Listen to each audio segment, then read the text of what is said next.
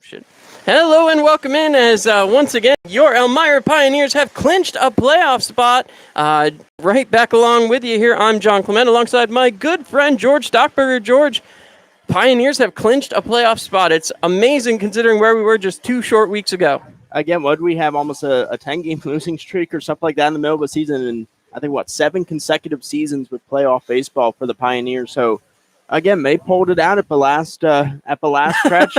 Definitely sweeping that doubleheader a week or so ago helped, and then a big walk-off win last night to clinch the playoffs was definitely a good feeling for the Pios. Well, not having to play a full doubleheader yesterday certainly helped as well, as the Pioneers got a brief reprieve thanks to some uncontrollable weather conditions. Of course, tonight going to be an interesting matchup as we've got Chase Austin, the big man, on the mound to start things off for your Elmira Pioneers. Austin this season 0 for 2, 7.08 ERA, 11 games played in 1 start, 20.1 innings, 29 hits, 22 runs, 16 of them earned, 14 bases on balls, and 15 strikeouts.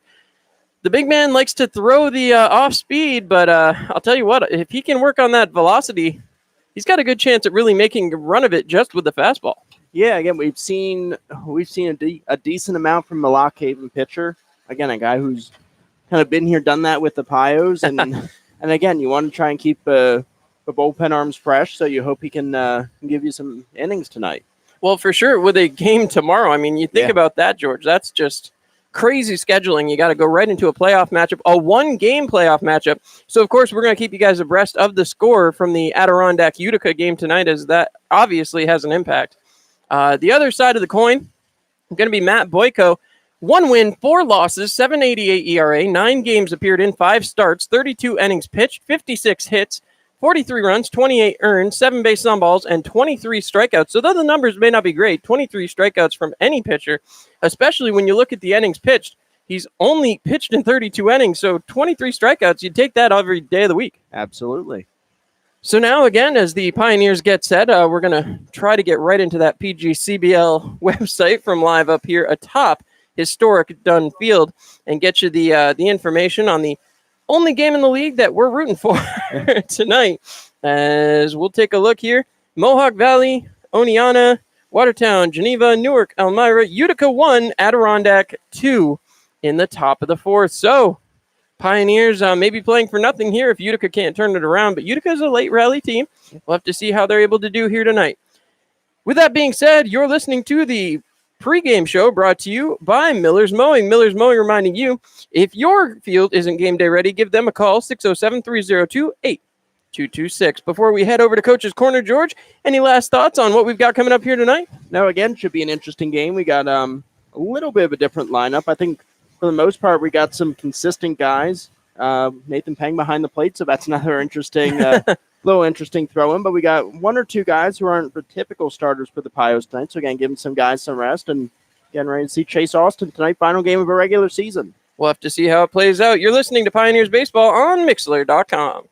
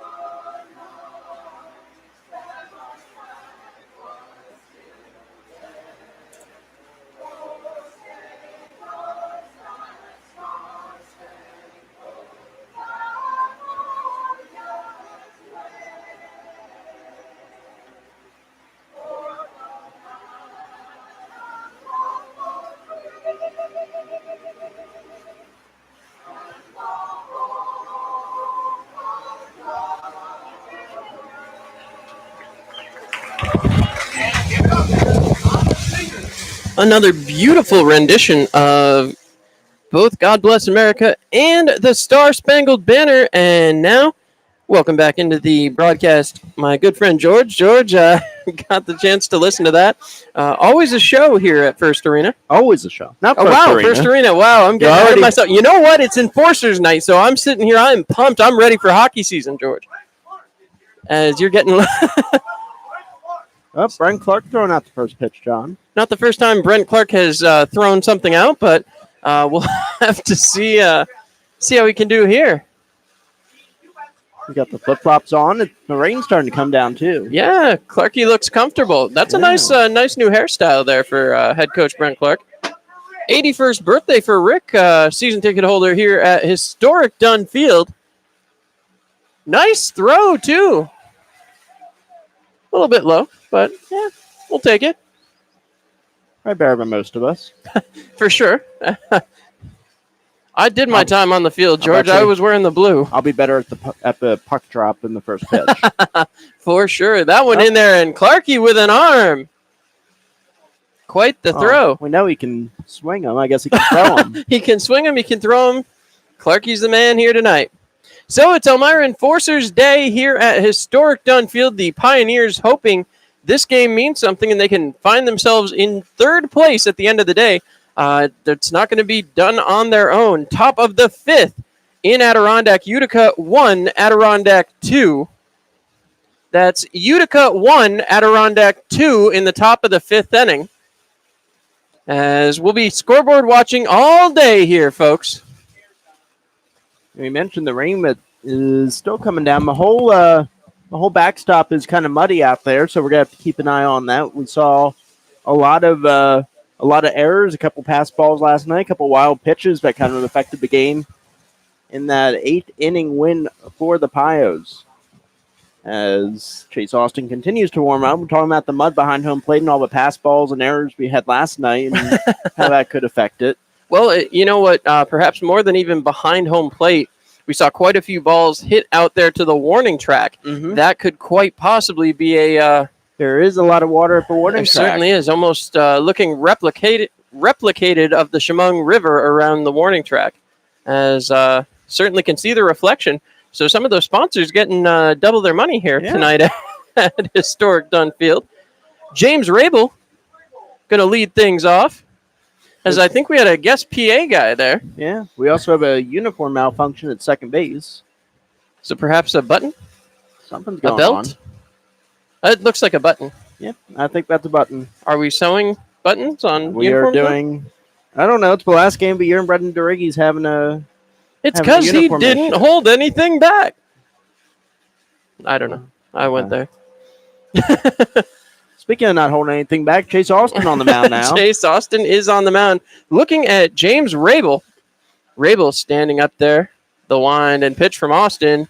Taken for a ball. 1-0. Rabel comes into today's game as a leadoff batter. He's batting 167 in 24 attempts. The wind and the pitch. Cut on and fouled away. 1-1 very quickly here. 1 ball, 1 strike. As Austin returns to the mound. George, we've talked a lot about the speed factor for Chase Austin. When he gets the velocity moving, he certainly makes an impact, but likes to go off speed. As we see there, in for a strike. See right there. 1 ball, 2 strikes. Going with the breaking ball, and he's getting set pretty quickly. That's the one thing I'm watching is how his rhythm is up there. And going a little bit slow at first, but now trying to pick it up. He likes to work that knuckleball, too, which is an odd pitch, to say the least, as ball 2 in there, 2 balls, 2 strikes. Especially at this level. I mean, a knuckleball is weird at any level, but in this level, it's even rarer. The one thing about the knuckleball is it's an inconsistent consistency. As that one's popped up, should be playable. First out of the game is made, and the Pioneers have 1 away. That's going to bring up Bailey Jamanis. Jamanis this season, a .304 hitter, 24 for 79, 6 doubles, 1 triple. 8 RBIs, though, on the year for Jamanis. Yeah. For a team ranking dead last in the division, certainly has some threatening power throughout the lineup. Of course, I had a few more a couple weeks ago, but as the season came to an end, The number started to shrink, as it did here in Elmira.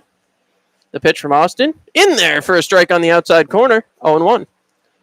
No balls, 1 strike to Germanis. So we'll see Germanis and Murphy, the next 2 guaranteed at bats. The wind and pitch from Austin. Chopped on there. This one should be playable. Catch is made.